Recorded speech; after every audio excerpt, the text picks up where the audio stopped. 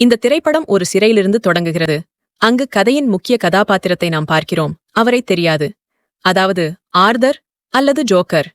உணவு இல்லாததால் மிகவும் பலவீனமாக இருந்தவர்.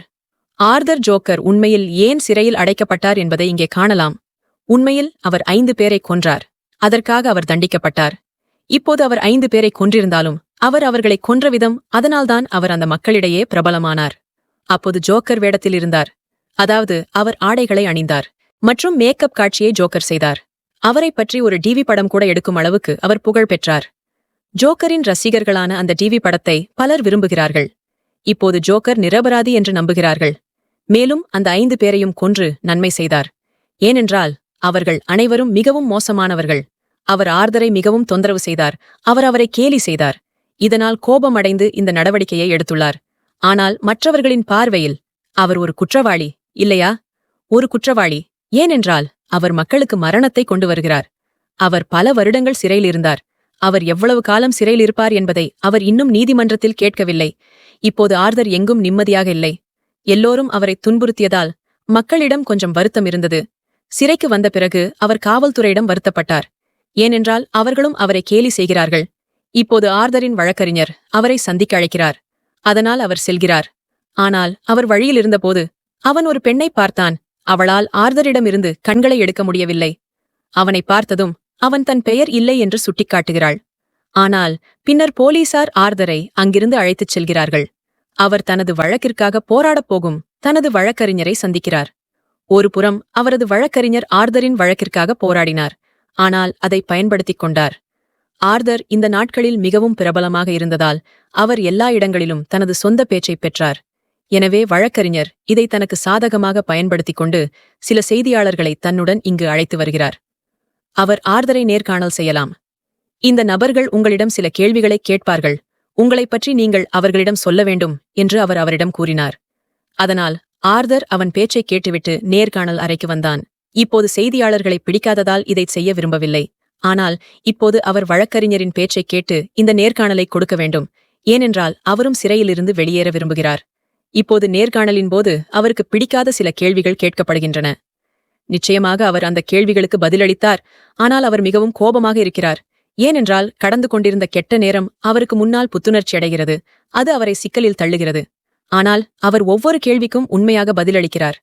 இப்போது நேர்காணலுக்கான 2வது காரணம் ஆர்தரை சரிபார்க்க வேண்டும். அதாவது அவரது பேட்டிகள் தினமும் தொடரும். ஏனென்றால் ஆர்தரின் மனநிலை இன்னும் நன்றாக இருக்கிறதா இல்லையா என்பதை அவர்கள் சரிபார்க்க விரும்பினர். ஏனென்றால் ஆர்தர் ஒரு பைத்தியக்காரன் என்று பெரும்பாலான மக்கள் நம்புகிறார்கள். மேலும் பைத்தியக்காரத்தனமாக 5 பேரை கொன்றான். எனவே நேர்காணல் என்ற பெயரில் அவரது நிலையை சரிபார்க்கவும். உண்மையான மனிதர்கள் வந்தபோது ஒரு போலீஸ் அதிகாரி அவரை இசை அறைக்கு அழைத்துச் சென்றார். அங்கு அனைவரும் தங்கள் சொந்த இசையை வாசித்தனர். இங்கே சிறுமியும் லீ மற்றும் அவர்களில் சிலர் ஒருவரை ஒருவர் சந்தித்தனர். இருவரும் ஒருவரையொருவர் பார்த்ததிலிருந்து மிகவும் மகிழ்ச்சியாக இருந்தனர். ஆர்தர் லிசாவிடம், நீ ஏன் இங்கு வந்தாய்? நான் என் அம்மாவுடன் வசித்து வந்த கட்டிடம். கோபத்தில் அங்கு வந்து கட்டிடத்திற்கு தீ வைத்து எரித்ததாக லிசா கூறுகிறார். அதனால் எங்க அம்மாவுக்கு உடம்பு சரியில்லை. அதனால்தான் நான் தண்டனை பெற்று இங்கே இருக்கிறேன். இதைக் கேட்டு ஆர்தர் சத்தமாகச் சிரிக்கிறார். ஏனென்றால் அது அவருடைய பழக்கம். பிறகு லிசா அவனிடம், நீ ஏன் இங்கு வந்தாய்? ஆர்தர் கூறுகிறாரு, இங்கே நீங்கள் எதை பற்றி பேசுகிறீர்கள்? நான் இங்கே எப்படி இருக்கிறேன் என்று உங்களுக்குத் தெரியாது. நான் 5 பேரைக் கொன்றேன் என்பது அனைவருக்கும் தெரியும். இந்த குற்றமே தண்டனை. இப்போது இஷா அவர்கள் இருவரையும் தினமும் சந்தித்து அவர்களுடன் நட்பு கொள்கிறார். ஒரு நாள் தம்பதிகள் ஆர்தரிடம், இங்கிருந்து ஓடிவிடுவோம் என்று கூறுகிறார்கள். ஆனால் அவர், இல்லை, நான் அதை செய்ய முடியாது. ஏனென்றால் அவர்கள் என்னை சுடுவார்கள். உண்மையில் லே ஆர்தரை விரும்புகிறார். மேலும் அவள் இங்கிருந்து ஓடிப்போய் தன் வாழ்நாள் முழுவதையும் ஆர்தருடன் கழிக்க விரும்புகிறாள். ஆனால் அவள் மறுப்பாள் என்று தெரியவில்லை. எனவே லீ மோசமாக உணர்கிறார். இப்போது இந்த நேரத்தில் அவள் தியேட்டரில் ஆர்தருடன் அமர்ந்திருந்தாள். கடைசி பகுதியில் தியேட்டரையே கொளுத்தும் வகையில் தன் கோபத்தை வெளிக்கொண்டு வருகிறார். தீ விபத்து குறித்து அறிந்த தியேட்டர்காரர்கள் இங்கிருந்து ஓடுவதில்லை. ஹால் முழுவதும் காலியாக இருந்தது. லீ மற்றும் ஆர்தர் மட்டுமே இருந்தனர். நெருப்பிலிருந்து ஓடாதவர்கள் அங்கேயே இருக்கிறார்கள். மேலும் அவர்கள் இருவரும் தங்கள் காதலை இங்கு வெளிப்படுத்தினர். லீ மட்டுமல்ல, ஆர்தரும் அவளை காதலிக்க ஆரம்பித்தான். அதன் பிறகு இருவரும் ஓடி மைதானத்திற்கு வெளியே வந்தனர். அவர்கள் இருவரும் கேட்டைத் திறந்து கொண்டு ஓடுவது போல் நடிக்கிறார்கள். ஆனால் அதிகாரிகள் வந்து அவர்களை பிடித்து இங்கிருந்து இழுத்துச் செல்கின்றனர். ஆனால் அவர்கள் கவலைப்படுவதற்கு பதிலாக சிரிக்கத் தொடங்குகிறார்கள். அதாவது இரண்டும் ஒன்றுதான். ஆர்தர் இந்த தருணத்தை மிகவும் ரசிக்கிறார். அவர் பைத்தியம் போல் சிரிக்கத் தொடங்குகிறார். இப்போது ஆர்தரை மீண்டும் சிறைக்கு அழைத்து வரும்போது டிபிஏ காவலரின் செய்தி அவனது அறைக்குள் வருகிறது. மேலும் இந்த இரண்டு மீண்டும் சந்தித்து ஒன்றாக நேரத்தை செலவிடுங்கள். ஜோக்கரின் பாத்திரத்தில் உங்களை பார்க்க விரும்புகிறேன் என்று லீர் கூறுகிறார். அதற்காக அவருடன் ஒப்பனை கொண்டு வந்தார். அவரது உதவியுடன் அவர் தனது ஒப்பனையை உருவாக்கி தனது ஜோக்கரின் முகத்தை உருவாக்குகிறார். அதன் பிறகு அவர் மிகவும் ரசிக்கிறார். இப்போது அடுத்த நாள் வக்கீர் மீண்டும் ஆர்தரை சந்திக்க வருகிறாள். ஏனென்றால் அவள் அவனுடன் இன்னொரு நேர்காணலை எடுக்க விரும்பினாள். அவர் தன்னுடன் சிறந்த நிருபரை அழைத்து வருகிறார். அதனால் அவர் அந்த கேள்விகளை பயன்படுத்தி அவரது மனநிலையை அறிய முடியும். இப்போது ஆர்தர் தனது கடந்த காலத்தைப் பற்றி பேச விரும்பவில்லை. ஏனென்றால் அவர் தொந்தரவு செய்தார். அவர் மோசமாக உணர்கிறார். ஆனால் இந்த நிருபர் அவரது கடந்த காலத்தை மீண்டும் மீண்டும் கேள்வி எழுப்பினார். இப்போது அவர் தனது தாயைக் கொன்றார். அதைப் பற்றி இந்த நிருபர் கேட்கத் தொடங்குகிறார். ஆனால் இதைக் கேட்ட ஆர்தர் மிகவும் கலக்கமடைந்தார். அவர் நிருபர் மீது கோபப்படத் தொடங்கினார். இதற்கு முன் அவர் அமைதியாக அமர்ந்திருந்தாலும் தண்டனை முடிந்துவிட்டது. அவர் விடுவிக்கப்பட்டார். இப்போது அவர் ஆர்தரின் பேட்டியை டிவியில் பார்க்கப் போகிறார். இப்போது இந்த நேர்காணலுக்குப் பிறகு ஆர்தர் நீதிமன்றத்தில் ஆஜர்படுத்தப்படவிருந்தார். அவர் ஜோக்கரை எடுக்கும்போது அவரை நேசிக்கும் அவரது ரசிகர்கள் தெருக்களில் அழுதனர். ஆர்தரின் பெயரைச் சொல்லி அவருக்கு ஆதரவாக இங்கு வந்தவர்கள். ஏனென்றால் ஆர்தர் விரைவில் சிறையிலிருந்து வெளியேறி கௌரவமான வாழ்க்கை வாழ வேண்டும் என்று அவர் விரும்பினார். அவர் கொல்லப்பட்ட மக்கள் அதற்கு தகுதியானவர்கள் என்பதால் அவருக்கு வாழ உரிமை உண்டு. இது அத்தகையவர்களின் விளைவாக இருக்க வேண்டும். ஆர்தர் நீதிமன்றத்திற்கு வந்தபோது லீயை தனது காதலனில் பார்த்தார். இருவரும் ஒருவரை ஒருவர் பார்த்ததில் மிகவும் மகிழ்ச்சியாக உள்ளனர். எப்படியும் விசாரணை தொடங்கியது. எனவே இரண்டாவது வழக்கறிஞர் எழுந்து நின்றார். அவர் மிகவும் தவறு செய்துவிட்டார் என்று ஆர்தருக்கு எதிராக பேச ஆரம்பித்தார். அவர் ரயிலில் 5 பேரை கொன்றார். அதன் பிறகு ஆர்தரின் வழக்கறிஞர் எழுந்து அவருக்கு ஆதரவாக பேசத் தொடங்கினார். ஆர்தர் ஜோக்கர் எப்பொழுதும் ஒரு அறையில் தனியாக தனது வாழ்க்கையை வாழ்ந்து வருகிறார். ஏழை ஏழை அப்பாவி. அவர் அந்த 5 பேரிடமும் எதுவும் சொல்லவில்லை. ஆனால் அவர்கள் என்ன செய்தார்கள்? அவர்கள் ஆர்தரை சித்திரவதை செய்து சமைத்தனர். பிறகு அந்த ஏழை என்ன செய்தான்? தன் குழந்தையிலேயே அவர்களைக் கொன்றான். ஏனென்றால் அவன் மனம் ஒரு குழந்தையைப் போன்றது. தங்களுக்கு எது சரி என்று தோன்றுகிறதோ அதைச் செய்கிறார்கள். மற்ற வக்கீல் எதுவாக இருந்தாலும் அதை செய்தேன் என்று கூறுகிறார். ஆனால் அவர் அதை செய்தார். எனவே அவர் ஒரு கொலைகாரன். அவர் ஒரு குற்றம் செய்தார். எனவே அவர் தண்டிக்கப்பட வேண்டும். சுதந்திரமாக உலாவ அவருக்கு உரிமையில்லை. எப்படியிருந்தாலும் இந்த 2 வழக்கறிஞர்களின் வார்த்தைகளைக் கேட்டு நீதிபதி நகர்கிறார். பின்னர் ஆர்தரின் வழக்கறிஞர் வெளியே வந்ததும் அவரே அவரிடம் வந்தார். ஆர்தரின் வழக்கை நீங்கள் எடுக்கும் விதத்தில் அவர் தோல்வியடைவார் என்று கூறுகிறார். அவள் தண்டிக்கப்படுவாள். இந்த வழக்கை நன்றாக போராடி எப்படியாவது விடுதலை செய்ய வேண்டும். இப்போது ஆர்தர் மீண்டும் சிறையில் அடைக்கப்பட்டபோது அவருடைய வழக்கறிஞர் வந்து அவரைச் சந்தித்து வழக்கைப் பற்றி கேட்கிறார். பின்னர் ஆர்தர், ஆம், அவள் மிகவும் நல்ல பெண். நான் அவளை நேசிக்கிறேன். நான் அவளை நம்புகிறேன் என்று கூறுகிறார். இது குறித்து வழக்கறிஞர், அவளைப் பற்றி உனக்குத் தெரியும். அவள் உன்னை ஏமாற்றுகிறாள். ஏனென்றால் பாருங்கள், எங் அம்மாவும் அப்பாவும் இறந்துவிட்டார்கள் என்று அவர் கூறினார். ஆனால் அவரது அப்பா ஒரு மருத்துவர் மற்றும் அம்மா அப்பா இருவரும் உயிருடன் இருக்கிறார்கள் என்பது உண்மை. நீங்கள்தான் என்று லீ கூறுகிறார். முற்றிலும் சரி, என் அம்மாவும் அப்பாவும் உயிருடன் இருக்கிறார்கள். நான் உங்களிடம் பொய் சொன்னேன். நான் வேண்டுமென்றே பணம் கொடுத்து இந்த சிறையில் என் பதவியை பெற்றேன் என்பதை நான் ரகசியமாக வைத்திருந்தேன். அதனால் நான் தவறாக எதுவும் நினைக்கவில்லை. ஏனென்றால் நான் உன்னை சந்திக்க விரும்பினேன். ஏனென்றால் நான் உன்னை விரும்ப ஆரம்பித்தேன். நீ இங்கிருந்து விடுவிக்கப்பட வேண்டும். இங்கிருந்து சென்ற பிறகு என்று நாங்கள் இருவரும் மகிழ்ச்சியாக வாழலாம். நான் என்ன செய்வோம்? இதில் என் தவறு இல்லை. நான் உங்கள் டிவி படத்தை கிட்டத்தட்ட 20 முறை பார்த்திருக்கிறேன்.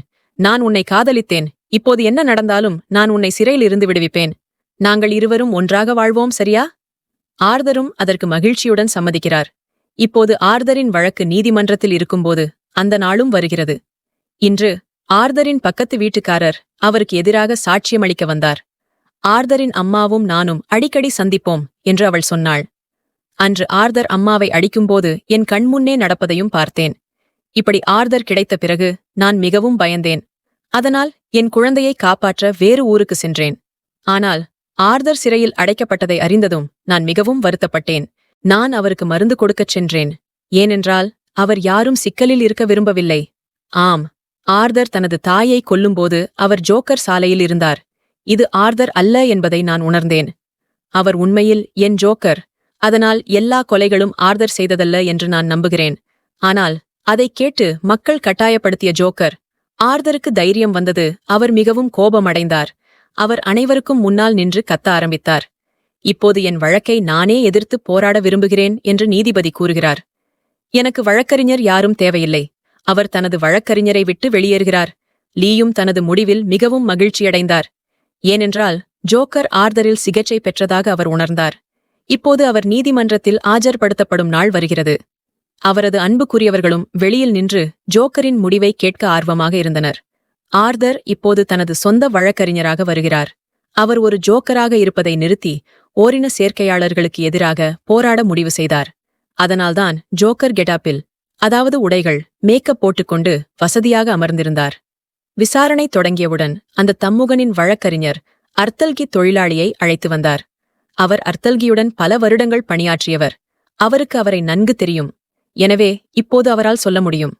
ஆர்தர் ஜோக்கர் எழுந்து நின்றார். அவர்களை கொன்று கொண்டிருந்தார். யாரை பார்த்தீர்களோ அவர்களை கொன்று கொண்டிருந்த ஆர்தாருக்குள் ஜோக்கரை பார்த்தேன் என்றும் கூறுகிறார். மேலும் அவர் காவல்துறைக்கு எதிராக பேசத் தொடங்குகிறார். இந்த நபர்களுக்கு சாட்சிகளோ ஆதாரங்களோ தேவையில்லை என்று கூறுகிறார். அவர்கள் குற்றம் செய்தாலும் இல்லாவிட்டாலும் அவர்கள் அதை எடுத்து சிறையில் அடைத்து பூட்டுகிறார்கள். அன்றைக்கு போலீஸ் சரியான நேரத்தில் வந்திருப்பார்கள். யாருடைய தவறு என்று பார்த்திருப்பார்கள். நான் தொலைத்திருக்க மாட்டேன் என்று ஆர்தர் எல்லாவற்றுக்கும் போலீஸை குற்றம் சாட்டிக் கொண்டிருந்தார். அவ்வளவுதான். இவ்வளவு கேட்டால் போதும். இன்று தேதியும் மீண்டும் நீட்டிக்கப்பட்டது. ஆனால் ஆர்தர் மீண்டும் சிறைக்கு அழைத்துச் செல்லப்பட்டபோது அவருக்கு பாடம் கற்பிக்க போலீஸ் அவரை அழைத்துச் சென்றது. ஏனென்றால் காவல்துறைக்கு எதிராக அவர் பேசியதற்காக அவர் அனைவரிடமும் மிகவும் கோபமாக இருந்தார். மேலும் அவனை தண்டிக்க நிறைய அடித்தார்கள். அவர்கள் அவரை அடித்துக் கொன்றனர். பின்னர் அவரை மீண்டும் அவரது அறைக்கு அழைத்துச் சென்றனர். இப்போது 2 நாட்களுக்குப் பிறகு மீண்டும் பேஷி நாள். இன்று ஆர்தர் இன்று விடுவிக்கப்படுவார் என்ற முழு நம்பிக்கையுடன் இருந்ததால் லீயும் ஒரு ஜோக்கர் உடையணிந்திருந்தார். ஆனால் ஜோக்கர் யூனிஃபார்மில் ஜோக்கரை முகத்தில் பார்த்தோம். நான் அவளை தெளிவாக பார்க்க முடிந்தது. அவள் கைவிட்டதால். அவள் இறுதியாக, ஆம், நான் ஒப்புக்கொள்கிறேன் என்றாள். நான் தவறு செய்துவிட்டேன். அதற்காக நான் வெட்கப்படுகிறேன். நான் என் குற்றத்தை ஏற்றுக்கொள்கிறேன். இந்த கோபம் சுன்சர்னியை மிகவும் கோபப்படுத்துகிறது. அவள் நடு நீதிமன்றத்திலிருந்து எழுந்து வெளியேறுகிறாள். ஏனென்றால் அவள் விரும்பவில்லை. ஜோக்கர் நீதிமன்றத்தின் முன் உண்மையை ஏற்றுக்கொண்டார். ஆனால் அவர் தனது பாவத்தை வாயால் ஏற்றுக்கொண்டதால் இந்த வழக்கு எப்படியும் முடிந்தது. இப்போது அவருடைய தண்டனையை கேட்கும் நேரம் வந்துவிட்டது. அதனால்தான் இயல்பு நிலைக்கு திரும்பி வந்து சத்தமாகச் சிரிக்கத் தொடங்குகிறார். இப்போது அவர் இப்படிச் சிரிப்பதைக் கண்டு அவருக்கு எதிராக இருந்தவர்கள் கோபமடைந்தனர். அவர்கள் ஆர்தரை உடைத்தனர். அவர் சிரிக்க ஆரம்பிக்கிறார். ஆனால் அவர் இன்னும் சிரிப்பதை நிறுத்தவில்லை. அவர் நீதிமன்றத்தில் இருந்தார். அவரது சிரிப்பு ஒரு பெரிய வெடிப்பை ஏற்படுத்துகிறது. இது ஒட்டுமொத்த நீதிமன்றத்தையும் அழிக்கிறது. இந்த விபத்தில் சிலர் உயிரிழக்க, பலர் காயமடைந்துள்ளனர். ஆர்தர் கோர்ட்டுக்கு வெளியே வந்தபோது ஜோக்கரின் வழியிலிருந்த அழிக்கப்பட்ட இடத்தில் ஒரு மின்விசிறியைக் கண்டார். அவர் ஆர்தரை உண்மையான ஜோக்கராக அங்கீகரிக்கிறார். அவருக்கு உதவலாம் என்று அவரை அழைத்துச் சென்றார். ஆர்தரை காரில் ஏற்றிக்கொண்டு இங்கிருந்து ஓடிக்கொண்டிருந்தான். இதைச் செய்வதன் மூலம் ஜோக்கருக்கு உதவ விரும்பினார். ஆனால் அவரது கார் நெரிசலில் சிக்கியது. ஏன் என்று தெரியவில்லை. ஆர்தர் காரை விட்டு இறங்கி ஓடுகிறார். வெகுநேரம் ஓடிய பிறகு லீயை அவன் எதிரில் பார்க்கிறான். ஆர்தர் அவனிடம் சென்று, வா, இங்கிருந்து போவோம். வாசல் பக்கம் போவோம். மற்றும் வேறு உலகில் வாழ்கிறேன். ஏனென்றால் திடீரென்று நீதிமன்றம் வெடித்தது எப்படி என்று எனக்குத் தெரியவில்லை. நான் அங்கிருந்து ஓடிவிட்டேன். இதை நீங்கள் கேட்டிருக்கலாம். இனி இது நடக்காது. ஏனென்றால் நான் நேசித்தவராக நீங்கள் இருக்க முடியாது. நான் நேசித்தேன், பயமற்றவன், துணிச்சல் உள்ளவன். ஆனால் இவ்வளவு எளிதாக விட்டுக் கொடுப்பவர்களில் நீயும் ஒருவன் என்று எனக்கு எப்படித் தெரியும்? உன் தவறை எல்லோர் முன்னிலையிலும் ஏற்றுக்கொண்டு என்னை மிகவும் ஏமாற்றிவிட்டாய். நீ நிமிர்ந்து நின்றிருக்க வேண்டும். அதனால்தான் என்னால் முடியாது என்று முடிவெடுத்தேன். செலவு உன்னுடன் என் வாழ்க்கை. நீ ஒரு கோழை. நான் உங்கள் குழந்தைக்கு தாயாகப் போகிறேன். விரைவில் நாங்கள் திருமணம் செய்து கொள்கிறோம். நான் அதை பற்றி யோசித்தேன். ஆனால் நான் இன்னும் உன்னுடன் இருக்க விரும்பவில்லை. ஏனென்றால் என் மகள் உங்களைப் போன்ற ஒரு முஸ்லீம் தந்தையை சந்திப்பதை நான் விரும்பவில்லை. அவர் வெளியேற வேண்டும் என்று கூறி ஆர்தர் அங்கேயே இருக்கிறார். அவன் சொன்னதைக் கேட்டு அவன் மனம் உடைந்தது. அவருக்கு என்ன சொல்வது, என்ன செய்வது என்று புரியவில்லை. அழைத்துச் சென்ற பிறகும் அங்கேயே நின்று கொண்டிருந்தார். ஆனால் போலீசார் வந்து அவரை மீண்டும் பிடித்தனர். மேலும் அவர் மீண்டும் சிறையில் அடைக்கப்பட்டார். இப்போது சிறையில் ஆர்தருக்கு எதிராக இருந்த ஒருவர் அதன் பிறகு அவரைச் சந்திக்க வந்தார். மேலும் அவர் தனியாக சென்றார். பாடும் காரணத்தால் ஆர்தரை தாக்குகிறார். அவர் ஒரு ஆபத்தான ஆயுதத்தால் தாக்கப்பட்டார். இது ஆர்தரை மிகவும் காயப்படுத்தியது. அவரது வேகமான தலையில் இரத்தப்போக்கு தொடங்கியது. அவர் கீழே விழுந்தார். கண்களை மூடிக்கொண்டார். அவர் அழவே இல்லை. அவர் இறந்துவிட்டார் என்று தோன்றியது. இப்போது ஆர்தர் ஜோக்கர் உண்மையில் இறந்து விடுவாரா? நீங்கள் என்ன நினைக்கிறீர்கள்? இது பற்றிய உங்கள் கருத்தை தெரிவிக்கவும். இத்துடன் இந்த படம் முடிகிறது. நமது சேனலை சப்ஸ்கிரைப் பண்ணுங்கள், லைக் பண்ணுங்கள், ஷேர் பண்ணுங்கள். நன்றி, வணக்கம்.